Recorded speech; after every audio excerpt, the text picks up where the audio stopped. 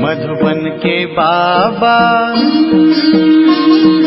मधुबन के बाबा मुरली वाले, आपका क्या कहना, आपका क्या कहना। ओम शांति। 31 अक्टूबर 2025 के बाबा के मधुर महावाक्य।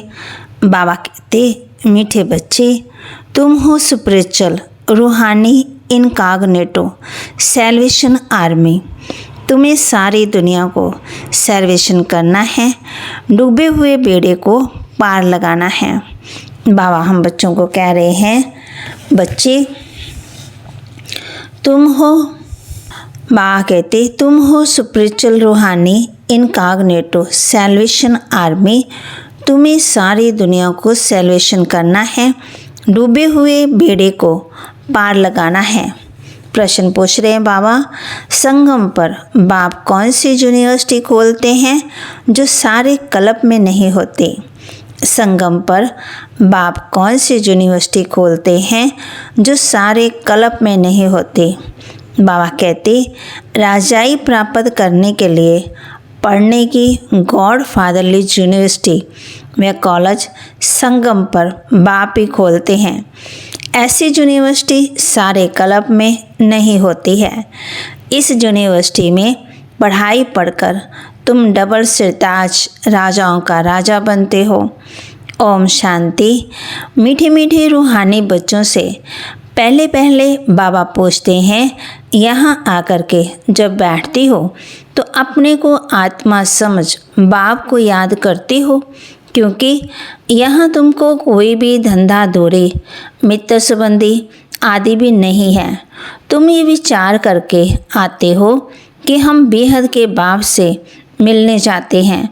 कौन कहते हैं, आत्मा शरीर द्वारा बोलती है।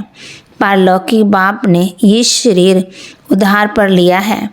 इनसे समझाते हैं, ये एक ही बार होता है जो बेहद का बाप आकर के सिखलाते हैं।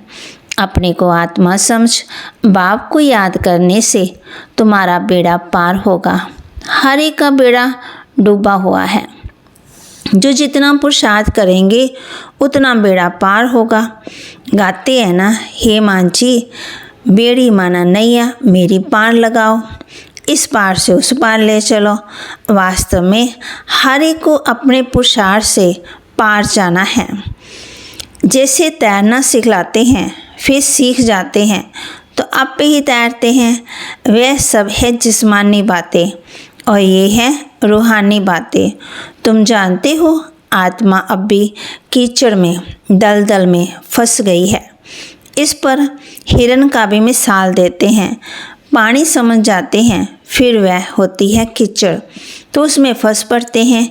कभी कभी स्टीमर्स मोटरें आदि भी कीचड़ में फंस पड़ती है, फिर उनको निकालते हैं। जो बाबा कहते हैं सैल्वेशन करते हैं, वह सब है सैल्वेशन आर्मी। डूबे हुए को बाहर निकालते हैं। तुम हो रूहानी, तुम जानते हो सब माया के दुम्बन में बहुत फंस हुए हैं। इनको माया का दुम्बन कहा जाता, दलदल।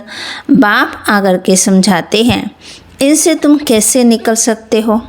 वे सैल्वेशन करते हैं, उसमें मदद चाहिए आदमी की। यहाँ तो फिर आत्मा जाकर दुम्बन में फंसी हुई है। बाबा रास्ता बताते हैं, इनसे तुम कैसे निकल सकते हो, फिर दूसरों को भी रास्ता बता सकते हो।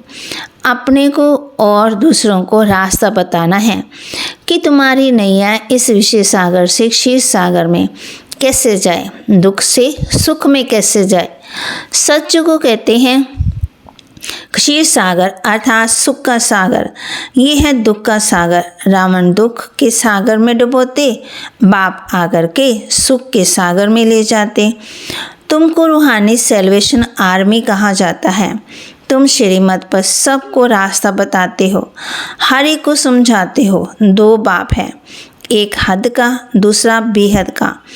लौकिक बाप होते हुए भी सब परलौकिक बाप को याद करते हैं, परंतु उनको जानते बिल्कुल नहीं है। बाबा कोई गिलानी नहीं करते, परंतु ड्रामा का राज समझाते हैं। ये भी समझाने के लिए ही कहते हैं कि इस समय सभी मनुष्य 5 विकारों रूपी दलदल में फंसे हुए हैं। आश्रय संप्रदाय है।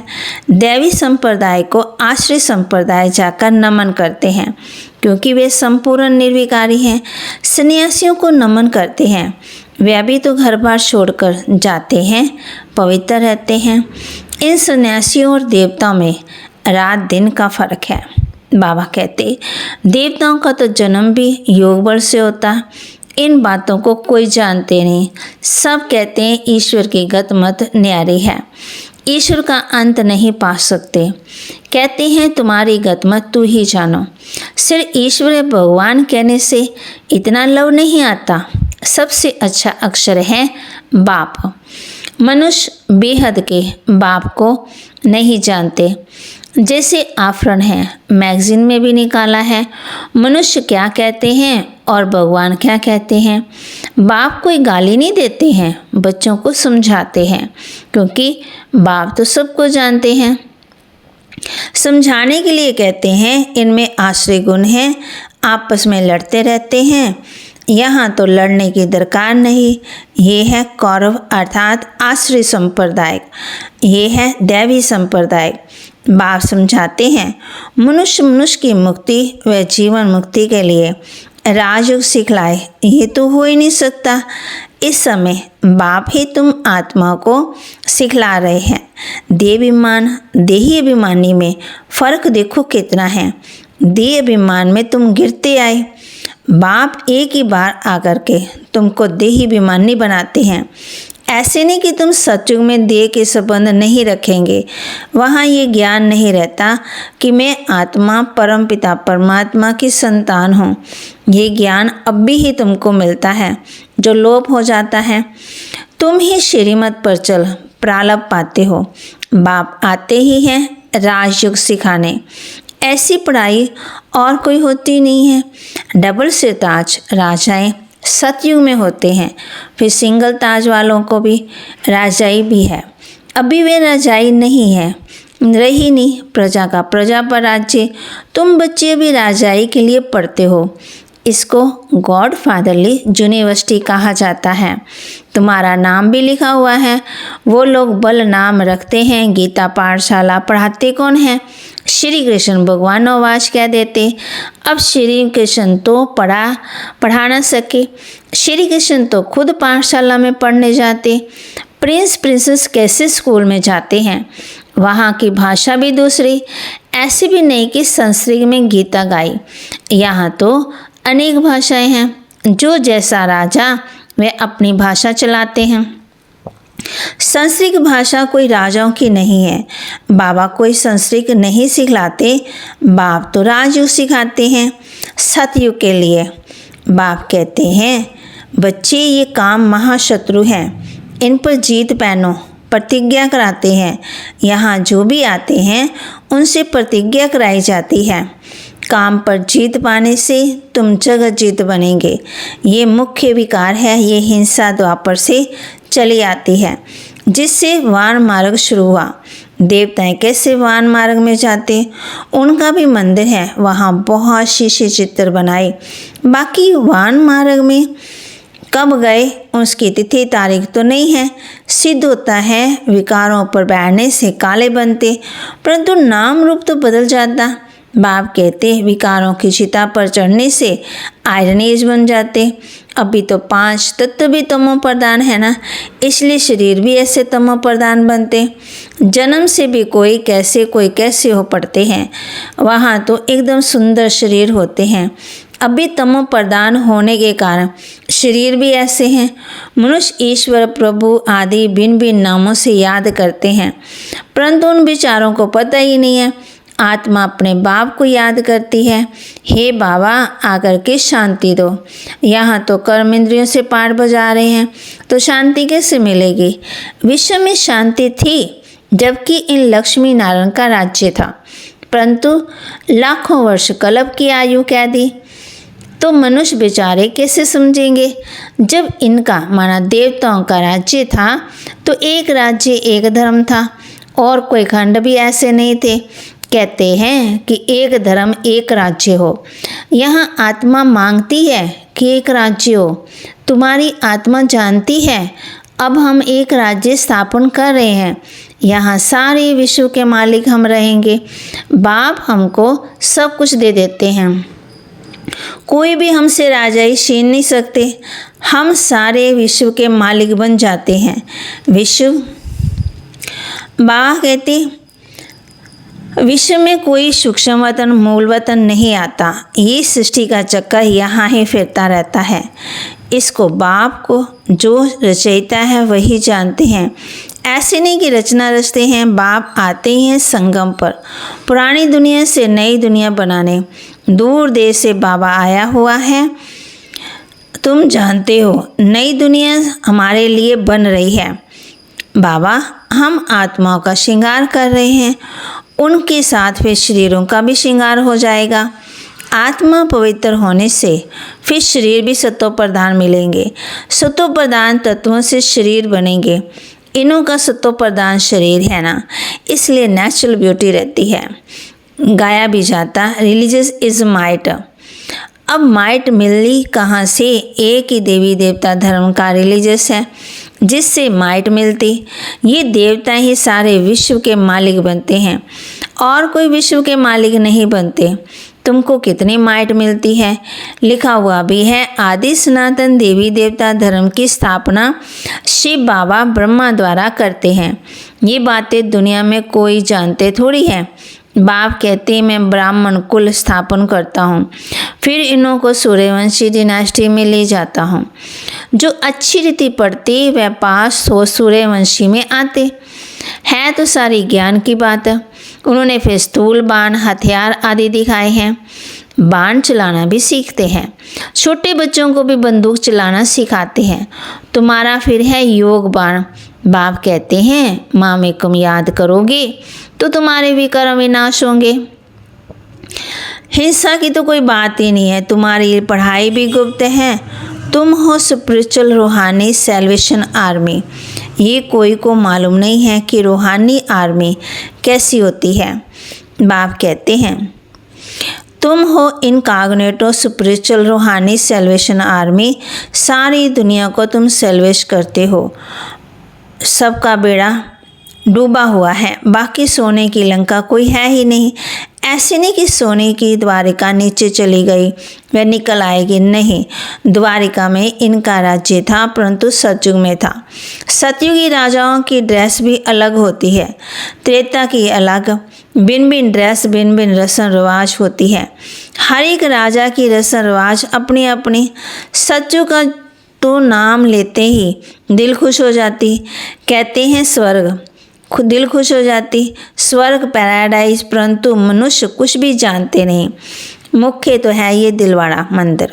हूबहू तुम्हारा यादगार मॉडल भी हमेशा छोटा बनाते। ये बिल्कुल एक्यूरेट मॉडल है। शिव बाबा भी है, आदि देव भी है, ऊपर में वैकुंठ दिखाया है। शिव बाबा होगा तो जरूर रथ भी होगा। आदि देव बैठा है ये भी किसी को पता नहीं। ये शिव बाबा का रथ है। महावीर ही राजाई प्राप्त करते। आत्मा में ताकत कैसे आती है ये भी तुम अब भी समझते हो।